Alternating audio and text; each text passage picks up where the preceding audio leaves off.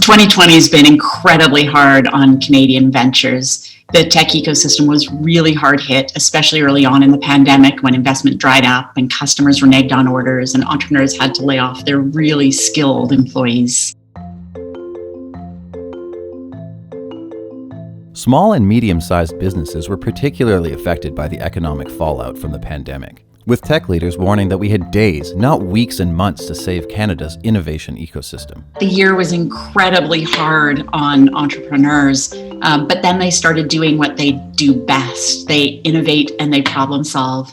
It was really quite extraordinary to watch entrepreneurs shift from fear and panic, which they definitely felt at the beginning of the pandemic and the lockdown, into problem-solving mode. And the ingenuity and the perseverance of entrepreneurs should never be doubted. In many ways, the pandemic galvanized Canada's tech community, with many companies shifting their day-to-day business in order to respond to the crisis. Here are some of the ways Canadian startups helped tackle COVID-19.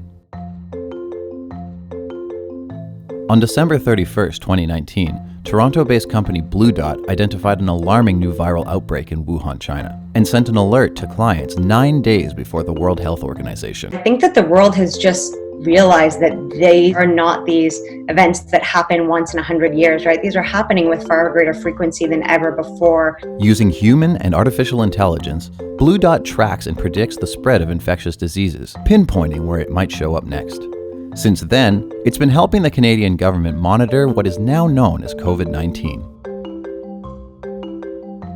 A lot of ventures were able to come together and pivot quickly to design and manufacture PPE and other things that could help in dealing with the pandemic. In the early days of the pandemic, startups like Nanoleaf, a smart lighting manufacturer, used their supply chain contacts to source PPE for Canadians. Many startups, including Myant, Hot Pop, Sampler, and Inksmith, also began producing their own face masks and face shields.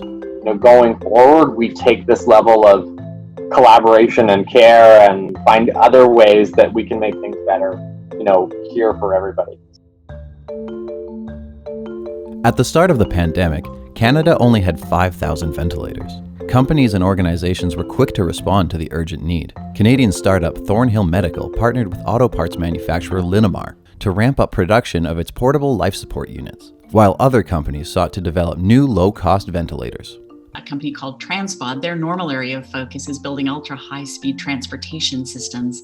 And since their vehicles travel through vacuums, they're experts in ventilation and air filtration systems, and they use this expertise to develop an ultra-low-cost ventilator that received funding from both the Canadian and the French governments to commercialize it.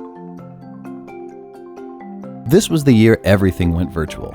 Work, concerts, workouts, and even doctor appointments. There was a massive uptick in the adoption of virtual care, and Canadian startups were poised to quickly scale up their services to meet the demand. Within a few weeks, the virtual care platform Maple went from around 1,000 visits a day to more than 4,000. Virtual care company Dialogue has tripled in size since March. Think Research translated rapidly developing clinical recommendations for COVID-19 into tools and checklists to help healthcare providers apply the latest learnings. And ventures such as MindBeacon and Inkblot Technologies have also played a key role in helping Canadians manage their mental health through it all. Several Canadian ventures, such as Providence Therapeutics, are in the midst of developing potential vaccine candidates. And with the first vaccinations of the country's most vulnerable populations now being administered, the end of the pandemic is finally in sight. I have been so incredibly impressed by the hard work and ingenuity of our Canadian tech entrepreneurs. It has been genuinely inspiring to watch them work so hard to solve the huge challenges that COVID has put in front of them and in front of the country and the world. From making PPE to building ultra low-cost ventilators to developing vaccines, Canadian entrepreneurs have been at the forefront of helping Canada address the challenges that we have faced in this crazy year.